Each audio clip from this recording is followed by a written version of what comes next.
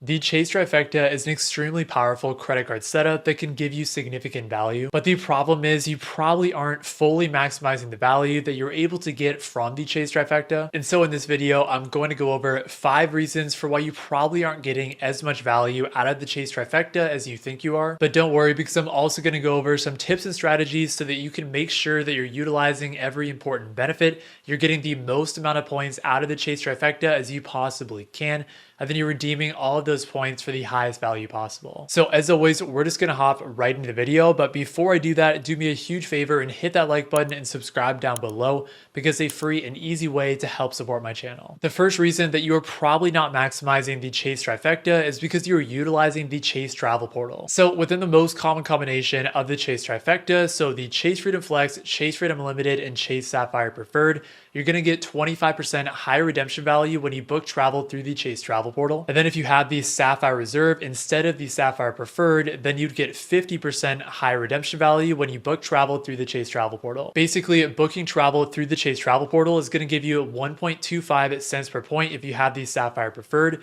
or 1.5 cents per point if you have the Sapphire Reserve, which is definitely an elevated rate, and it's a lot better than just getting 1 cent per point if you redeem your points for cash back. But in my opinion, the thought of booking travel through the Chase Travel Portal to get higher value is a little bit deceiving, because there are some significant negatives and downsides to doing so. Now, obviously, I do understand that in some situations, it's going to be beneficial to use the Sapphire Preferred or the Sapphire Reserve to book travel through the Chase Travel Portal, because doing so, especially if you travel domestically pretty frequently, or if you just make a lot of smaller travel redemptions, could actually give you similar value to using travel partners, and it's going to be a much more simple and straightforward way to do so. But while I do agree that using the Sapphire Preferred or the Sapphire Reserve to book something like a domestic flight could actually be a good idea, I do think that you're probably not maximizing the Chase Trifecta if you use the Chase Travel Portal for every travel redemption that you make. Whenever you're ready to make a travel redemption, you should always do your own due diligence and take a look at what all your options look like, and if it would make sense to transfer Chase points out to Chase's travel partners. Because in a lot of cases, especially if you're doing an international flight redemption or utilizing a hotel partner like Hyatt,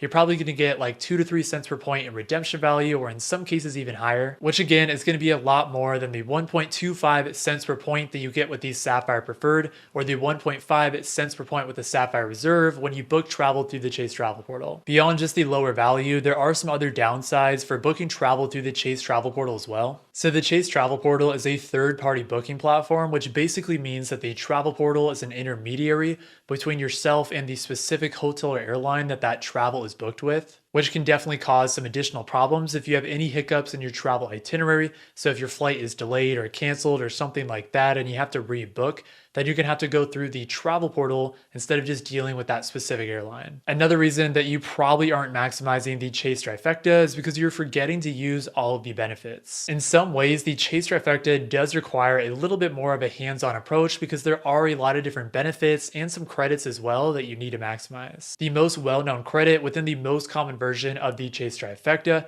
so the combination of the Freedom Unlimited, Freedom Flex, and Sapphire Preferred, is going to be the $50 hotel credit that is relatively straightforward, but some people still forget to utilize it. Essentially, you will get a $50 hotel credit on the Chase Sapphire Preferred for any hotel stays that you book through the Chase Travel Portal, which can reduce your effective fee on the most common version of the Chase Trifecta down to $45. I actually did discuss this credit in some greater detail in another video where I discussed some of the biggest mistakes that I've made with the Sapphire Preferred, and I basically said that utilizing that $50 hotel credit is actually going to be a mistake if it forces you to overspend and go outside of your organic spending. However, one thing that I did not mention in that video, which is one of my biggest tips that can help you to not overspend, is that for that credit, you can actually use a combination of points and cash. So you can basically pay $50 exactly out of pocket to trigger the $50 credit, and then the rest in points to pay $0 out of pocket. And then if you do decide to have the more expensive version of the Chase Trifecta, so you add in the Sapphire Reserve instead of the Sapphire Preferred, then the most straightforward credit that you need to make sure that you utilize is the $300 annual travel credit. The $300 credit on the Sapphire Reserve is really flexible, so I think anyone who has the Sapphire Reserve should be able to maximize that, which in turn could lower your effective fee on this version of the Chase Trifecta from $550 down to $250. But overall, I'm guessing a lot of people probably already know about the $50 hotel credit on the Sapphire Preferred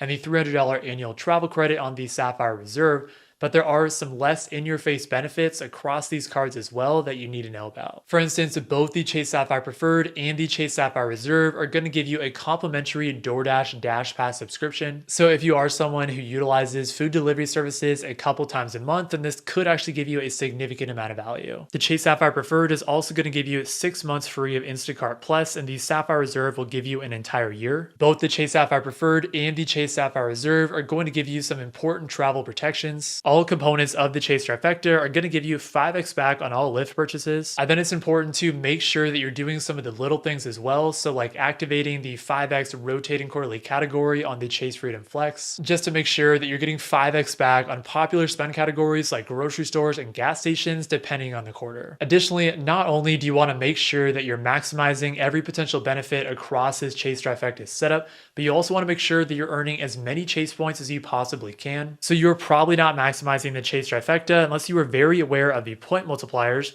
so you're putting the right spend on the right card. So again, in the most common version of the Chase Trifecta, so the Chase Freedom Flex, Chase Freedom Unlimited, and Chase Sapphire Preferred, the Chase Freedom Unlimited gives you point multipliers, 5x back on travel booked through the Chase Travel Portal, 3x back on dining and drugstores, and then 1.5x back on everything else. The Chase Freedom Flex gives you point multipliers of 5x back on rotating quarterly categories, 5x back on travel booked through the Chase Travel Portal, 3x back on dining and drugstores, and then 1x back on everything else. And then the Chase Sapphire Preferred gives you point multipliers of 5x back on travel booked through the Chase Travel Portal, 3x back on dining, online grocery store purchases, select streaming services, 2x back on all other travel, and then 1x back on everything else. If you decide to go with the Sapphire Reserve instead of the Sapphire Preferred, then the point multipliers are going to be somewhat similar, but the Sapphire Reserves will be a little bit better. So you'll get point multipliers like 3x back on travel. So one mistake that people will make within this setup is that they'll put all of their spend on the Chase Sapphire Preferred or Chase Sapphire Reserve,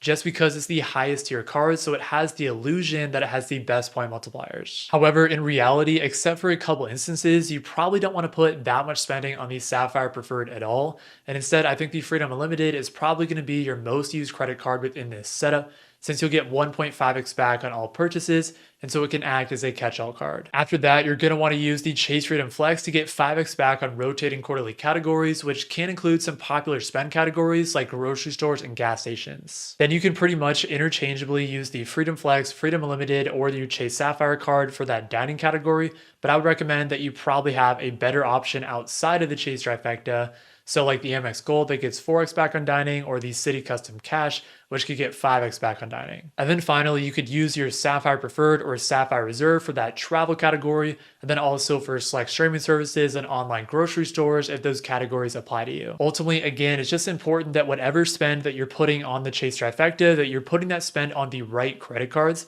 so that you can generate the most amount of points from this setup. The next reason that you probably aren't maximizing the Chase Trifecta is because you aren't considering the business alternatives. As I've mentioned throughout this video, the most common version of the Chase Trifecta is going to be the Freedom Unlimited, Freedom Flex, and Sapphire Preferred, of course with the ability to add in the Sapphire Reserve to replace the Sapphire Preferred if you wanted to. But within every component of the regular Chase Trifecta, there is a business alternative as well. So those cards include the Chase Ink Cash, Chase Ink Unlimited, and Chase Ink Preferred. I know that some people might just automatically brush over these cards and think that these business credit cards just aren't accessible to you because you don't really have a business, but in reality, they're a lot more accessible than you might think, because you can get a business credit card even if you just do a small side hustle like tutoring or DoorDash. And in some cases, you can even get approved for a business credit card even if you just have an idea for a business that hasn't even been started yet. The point multipliers on those business alternatives are really strong as well, as the Chase Ink Unlimited is going to give you a 1.5x back on all purchases. The Chase Ink Cash will give you point multipliers of 5x back at office supply stores and internet, cable, and phone services,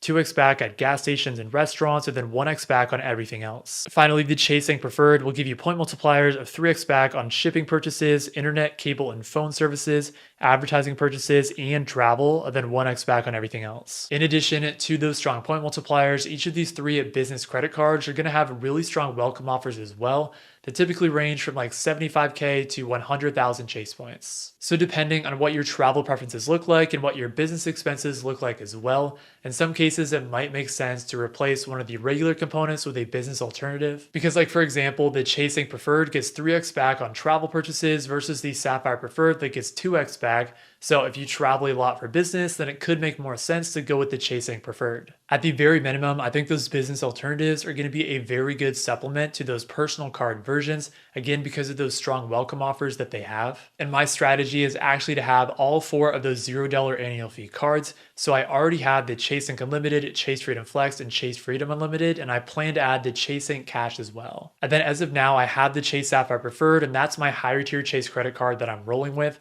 But I definitely would consider adding the Chase Ink Preferred to replace the Sapphire Preferred at some point in the future. Finally, the last mistake that you are making, which means that you probably aren't maximizing the Chase Trifecta, is that you're utilizing transfer bonuses before you know your specific travel redemption. Essentially, as I discussed earlier in this video, the best use of your Chase points is going to be to transfer them out to Chase's travel partners, and you can get even more value if you're able to use a transfer bonus on top of that. Transfer bonuses are offered by Chase somewhat frequently and essentially mean that when you transfer your points out to a specific travel partner, that specific travel partner is going to give you a boost, like a 25% boost on your points. As an example, last year, I transferred 50,000 Chase points out to Aeroplan with a 20% boost, which allowed me to get 60,000 Aeroplan points with that added boost. And I was able to use those Aeroplan points to then book business class flights for both myself and my wife to Central America. Okay, but here's the thing, Chase does offer fantastic transfer bonuses all of the time, and it can be really tempting to just transfer your points right there and then when you see that transfer bonus. However, the problem is when you transfer Chase points out to a specific travel partner, you typically can't transfer them back,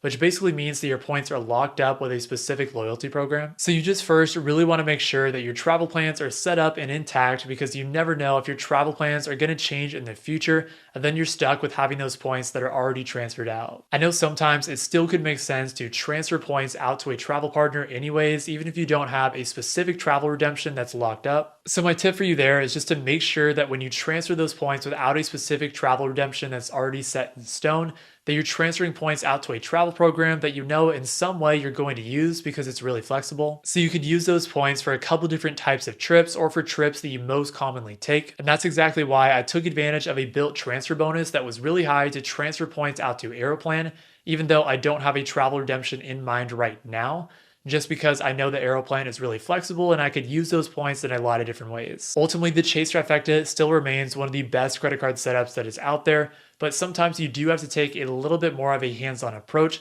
to make sure that you're managing and utilizing all of the benefits, making sure that you're earning as many points as you possibly can, and that you're redeeming those points for the highest value possible. And if you do want to learn about some other tips and strategies for redeeming your points for the highest value possible, for earning even more points than you even thought was possible, then go check out this video next, where I went over 7 Chase credit card hacks that no one really knows about. Thank you all so much for watching this video, and I hope you all have a great rest of your day.